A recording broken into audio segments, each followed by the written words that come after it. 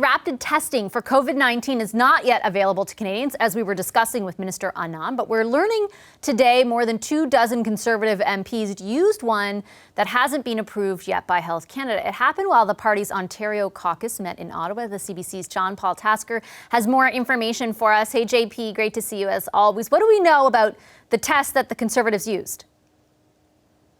Well, as you know, Vashi, everyone on Parliament Hill is a little jittery right now. Ottawa has emerged as a COVID-19 hotspot here in Ottawa. And of course, Mr. Aaron O'Toole tested positive for the virus. And now we are learning this afternoon as well that his wife, Rebecca, has tested positive. And Mr. O'Toole has met with a number of Conservative MPs in the weeks since he was elected leader. So a lot of reporters were questioning the logic of the Conservatives having an in-person caucus meeting on Parliament Hill today. The last time they did that, there was more than 80 people in the Sir John A. Macdonald building not far from Parliament Hill meeting. But Scot Davidson, the Ontario caucus chair, said, well, not to worry, a number of our MPs were tested with this thing called a serological test, something that has not been approved by Health Canada. Here's what he said. For safety, I know I'm the Ontario caucus chair. We had all our MPs tested that came to our Ontario caucus retreat. We had an unapproved test that's waiting for approval from Health Canada. So we need to see the government take action and speed up the process to approve these tests. We tested 28 MPs in 39 minutes with the results. So to be clear there, the test that he's talking about has not yet been approved by Health Canada. The company that came to Parliament Hill to lobby them and to speak about this device has not received the necessary licensing from Health Canada to actually use these tests. And many people are questioning the use of a serological test, Vashi, because most experts agree these are not the best diagnostic tools to tell you if you do, in fact, have COVID-19. Serological tests measure whether you have the antibodies in your body as a result of having had the COVID-19 infection. It could take weeks, if not months, for those antibodies to actually show up in your body and to register on this sort of test. It is not the best diagnostic tool. It is not the tool that most healthcare professionals say need to be used to tell you if you have a positive case of COVID-19 right here and right now. And to further complicate things, I remember talking to Dr. Naylor, who's on the immunology task force. Just because you have the antibodies, the serological test shows you have the antibodies, there's nothing conclusive at this point that shows everyone who has them is therefore immune. Anyway, a further complication. Absolutely. What has the reaction been like so far to this? NDP leader Jagmeet Singh really pounced on this today, mentioning some of the things you just did, that a serological test isn't necessarily a barometer as to whether you have COVID-19 or even had COVID-19. It's just not the most reliable thing at this point. He says it was really irresponsible for these Conservative MPs, the Ontario caucus, to take a test that has not yet been approved or licensed by Health Canada. Here's what he said about that. I have to say that the Conservatives have really shot their credibility with the recent reporting of the fact that a company came to lobby them with a testing device, and then they used that testing device that had not received clearance from our Canadian approval process, and then are bragging that they use this service or this testing. That to me is completely unbelievable. Like, that does not sound like a story that we'd normally read in Canada. So the Conservatives have been pushing for more testing options here in Canada, but most health experts agree it should be antigen rapid testing devices. Of course, you heard there from Anita Anand about the prospect of that. Ontario Premier Doug Ford was very vocal today, basically pleading with Health Canada regulators to approve this alternative form of testing, antigen testing, which could be administered in 15 minutes in a pharmacy. He says the crush of cases that Ontario is dealing with right now demands some sort of rapid option that's not the public health option we've been seeing thousands of people flock to in the last number of days. Yeah, Vashi? it certainly didn't sound like from Minister Anand that was coming anytime soon. I think she used the word incremental, so we shall see. Thanks, JP. Appreciate the update as always. The CBC's John Paul Tasker for us here in Ottawa. I'm with the Power Panel, Tim Murphy, Shakir Chambers, Françoise Bavin, and Marika Walsh.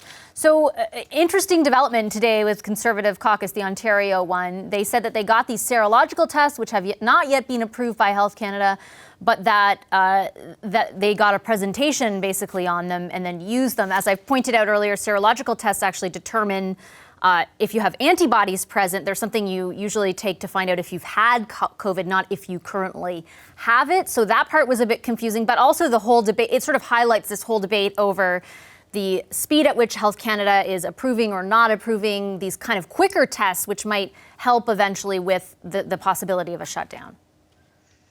Yeah, and I think there are lots of questions for really everybody involved here. Health Canada has questions to answer about why it's taking such a slower pace on these things than other countries and other jurisdictions that we've seen. But I think the Conservatives also have a lot of questions to answer on the message they're sending with this, as you mentioned, that it's not even really for the purposes that they're saying it was for in terms of the safety of the caucus meeting today. And this comes on top of the fact that MPs have access to a private healthcare clinic that taxpayers are paying for consultations on COVID and also for testing. So I think there's a lot of optics challenges around this issue.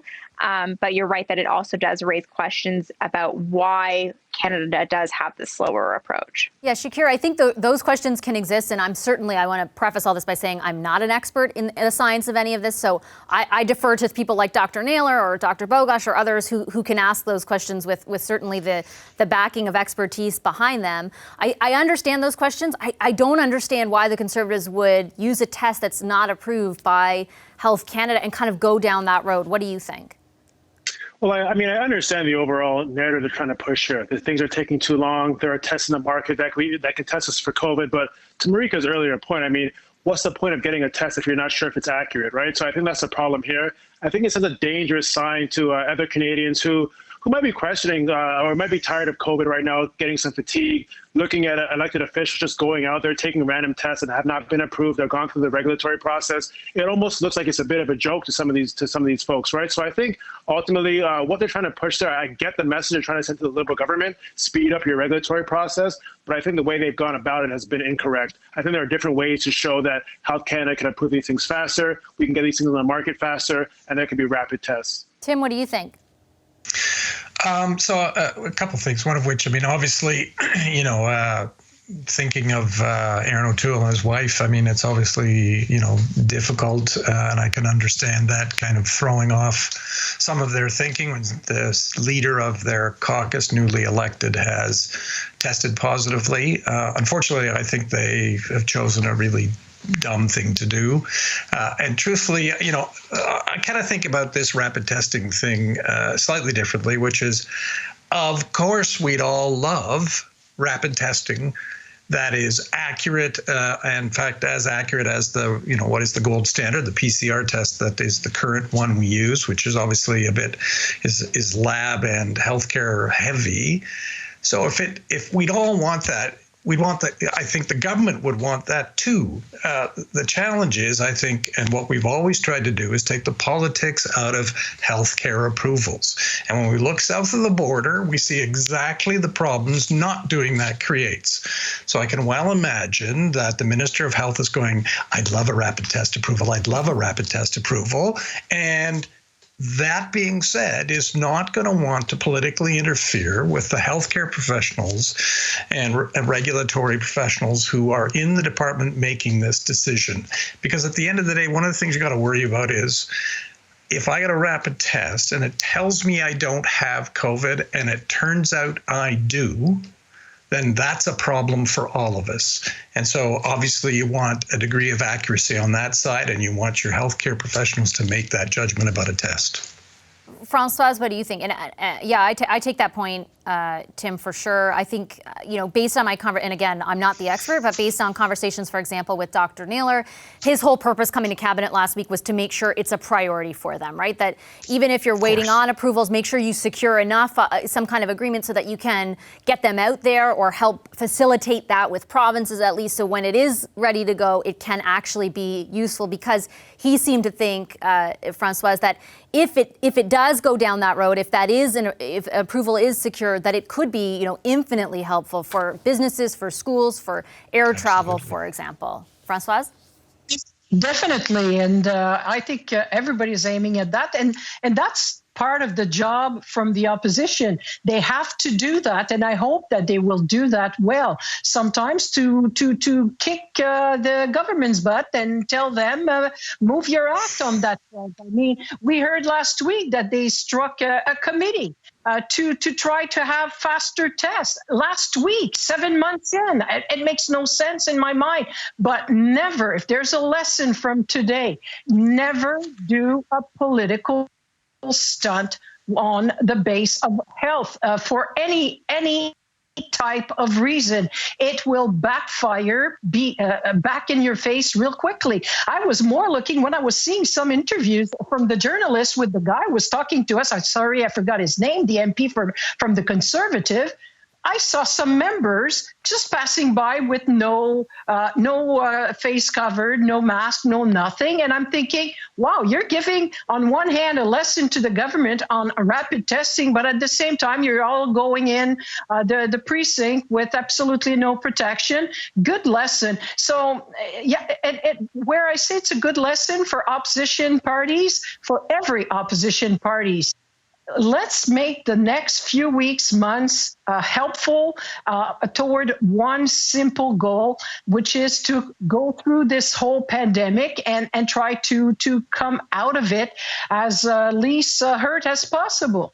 I would just add one quick point to that, and Marika, I'm not sure if you were at the scrums, but what I watched most of them, and I saw most of MPs, and this actually, you know, even in other parties right now, they are wearing them but take them off when they start talking to reporters so that we can hear them. So I don't know, Marika, maybe you saw differently, but at least from my vantage point, I just want to make sure that's all I saw at this point. Yeah, I wasn't at the scrums for the Conservatives today, but last week, or 2 weeks ago, I should say, when Mr. O'Toole first spoke to caucus, that is what they were doing. They were wearing their masks heading in, and then if they stopped to speak with reporters, they would take them off. There are also, I think JP also talked about this off the top, that the Conservatives also have been the ones, you know, gathering in larger groups in person. Yeah, they are still following the rules from the House of Commons, but it's important to note those are different rules than Ontario follows. So the House of Commons has decided that as long as you can distance inside and be 2 meters apart, you can, you know, have bigger numbers up to room capacity. So I think the room they were in a few weeks ago was 89 people were allowed.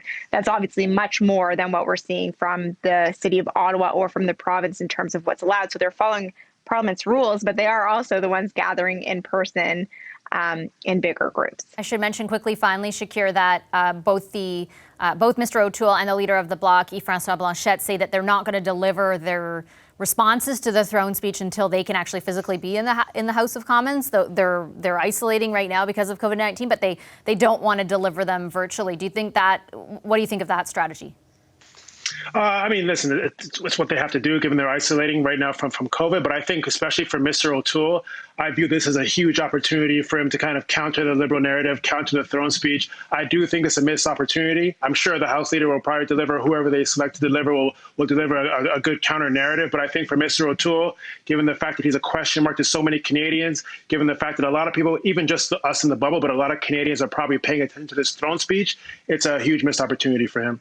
Okay, well, we'll all be watching tomorrow. Thank you so much to our power panel tonight. Great discussion. Tim Murphy, Shakir Chambers, Françoise Boivin, and Marika Walsh.